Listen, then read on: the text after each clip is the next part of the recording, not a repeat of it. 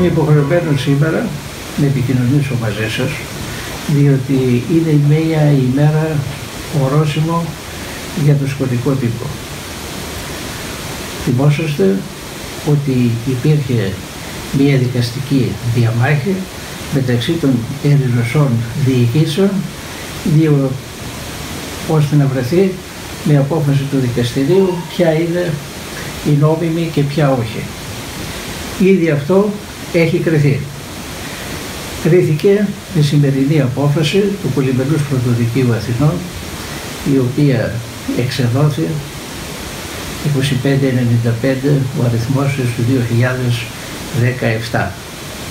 Με αυτή έγινε δεκτή η αγωγή του κρατεωτάτου αδελφού υπάτου, ήδη πρώην υπάτου Ραφαήλ de Segura, με την οποία ο Ραφαήλ de Segura με την αγωγή του ζητούσε να κηρυχθεί ανυπόστατο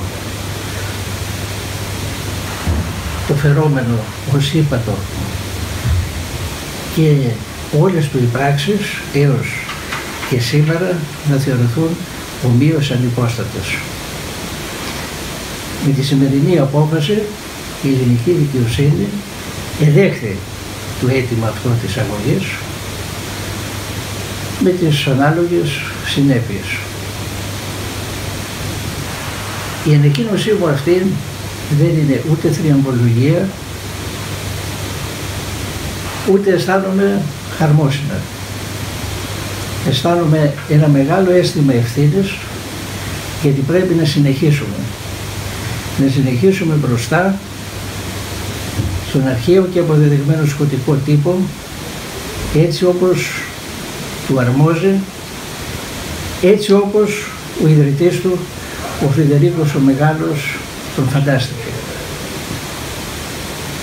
Είναι δεδομένο ότι η άλλη πλευρά θα προσπαθήσει να υποβαθμίσει το γεγονός, θα πει ότι δεν κατάλαβαν καλά οι δικαστές και ότι στο μέλλον, στο εφετείο ή στον Άριο Πάγο θα έχουν καλύτερη τύχη.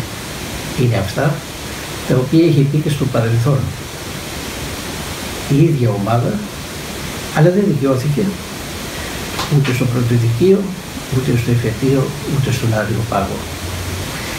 Και έτσι θα γίνει και πάλι. Το δυσάρεστο είναι ότι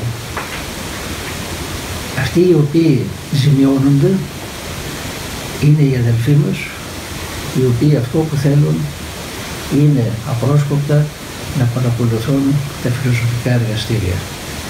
Εμείς θα συνεχίσουμε το έργο μας, θα συνεχίσουμε την παράδοση και πιστεύω ότι θα πρετανεύσει η λογική και το αίσθημα ευθύνης.